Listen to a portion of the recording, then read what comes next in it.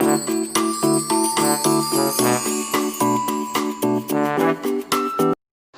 students, now let's see some examples.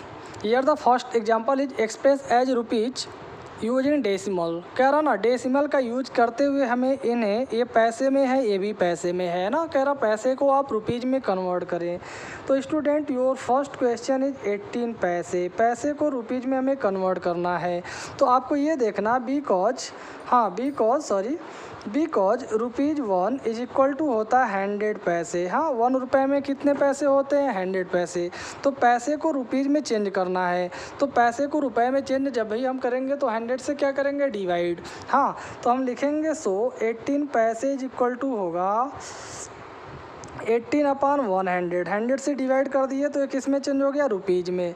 अब आपको पता है अगर ये फ्रैक्शनल नंबर है, फ्रैक्शन में अगर अपान में नीचे जीरो आता है तो यहाँ जितना जीरो होगा हम ऊपर वाले नंबर में राइट से लेफ्ट की तरफ उतने अंक के बाद पॉइंट लगाते हैं। तो यहाँ 18 लिख देंगे, यहाँ 2 जीरो है तो 2 अंक के बाद पॉइंट आ गया। तो इस तरह से रुपीज़ आ गया 0.18। 0.18 आ गया। ऐसे ही अब हम लोग ज़रा सेकेंड क्वेश्चन देख लेते हैं। ये गिवन है 325 पैसे। 325 पैसे है तो वही रूल होगा 1 रुपीज़ इक्वल टू 100 पैसे। तो directly now you can write here rupees 325/100। 100 से हम डिवाइड कर दिए। तो अब यहाँ पे 2 जीरो है तो आप 2 अंक के बाद पॉइंट लगाएंगे, यानी 3.25 रुपीज़ आ गया। That is your answer. So student, I think you have understood this. Students, now let's see one more example. Here you are given 88 rupees और 88 पैसे। 88 रुपीज़ और 88 पैसे दिया, इसको हमें डेसिमल फॉर्म में रुपए में चेंज करना है। तो here you are seeing that rupees और पैसे दोनों दिया है ना। तो रुपीज़ और पैसा जब दोनों दिया है तो आपको क्या करना, जो रुपीज़ में पहले से है वो आप प्लस कर लेंगे, तब जो पैसे में है इसी को आप रुपीज़ में चेंज करेंगे। तो पैसे को रुपए में चेंज करने के लिए हमने बताया 100 से डिवाइड कर देंगे, है ना। तो इस तरह से ये अब किस में चेंज हो गया? रुपीज़ में। तो ये 88 पहले से है, अब यहाँ 2 अंक के बाद पॉइंट आएगा तो प्लस 0.88 लिख सकते हैं, है ना। इतना रुपीज़, अब दोनों को आप ऐड कर लेंगे तो यह 88 पॉइंट के बाद वाला हमेशा बाद में आता है, तो 0.88 आ गया। तो that is your answer, rupees 88.88 आएगा। तो student, I think you have understood the first example. Now let's see some more example in the next video. So students, now let's see next example, that is express 7 centimetre into metre and kilometre. यहाँ कह रहा 7 centimetre है, इसको metre और kilometre हमें दोनों में convert करना है।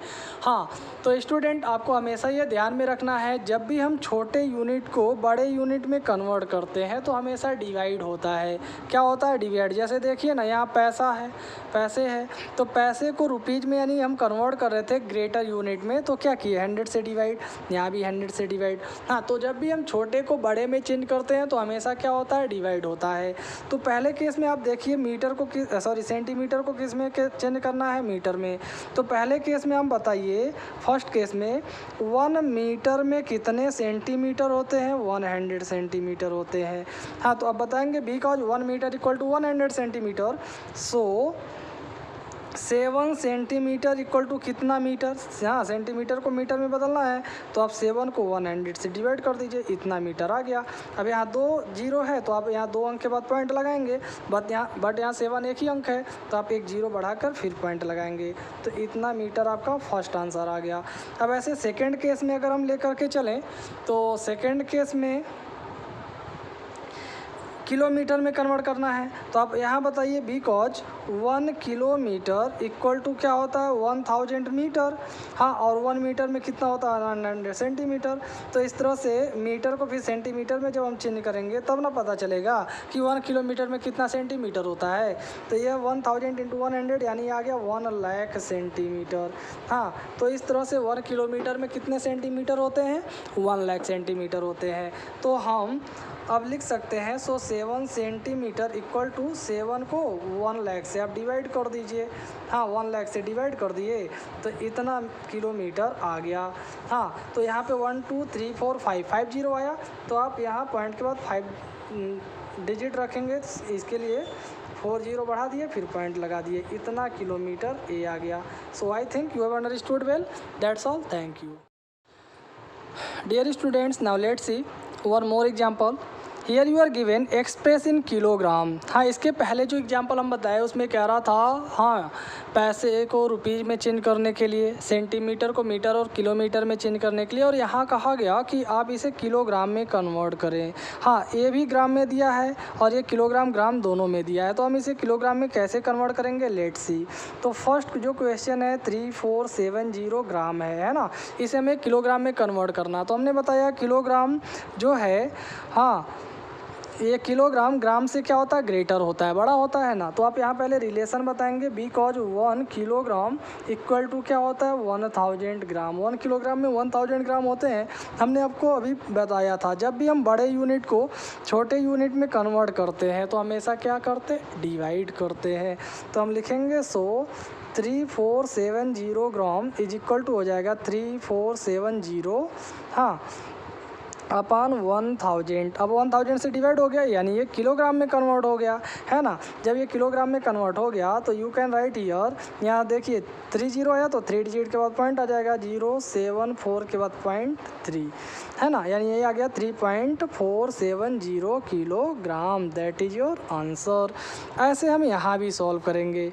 हाँ, तो इस केस में किलोग्राम ग्राम दोनों गिवन है तो कोई बात नहीं है, किलोग्राम को हम ऐसे ही ऐड कर लेते हैं और जो ग्राम में इसको किलोग्राम में चेंज करने के लिए 1000 से डिवाइड कर देंगे, तो ये भी अब किलोग्राम हो गया, है ना। इस तरह से दोनों किलोग्राम में जब कन्वर्ट हो गया तो ऐड कर लिया जाए 812 प्लस ये 3 जीरो है, तो आप यहाँ 3 अंक के बाद पॉइंट लगाने के लिए 2 जीरो बढ़ाएंगे, फिर पॉइंट यहाँ जीरो हम लिख सकते हैं, है ना। इतना किलोग्राम आ गया। अब हमने बताया जो पॉइंट के बाद आई है, होल नंबर के बाद आएगा, नहीं 12.0008 किलोग्राम आ गया। That is your second answer. तो I think you have understood this, हाँ, दैट्स ऑल, थैंक यू।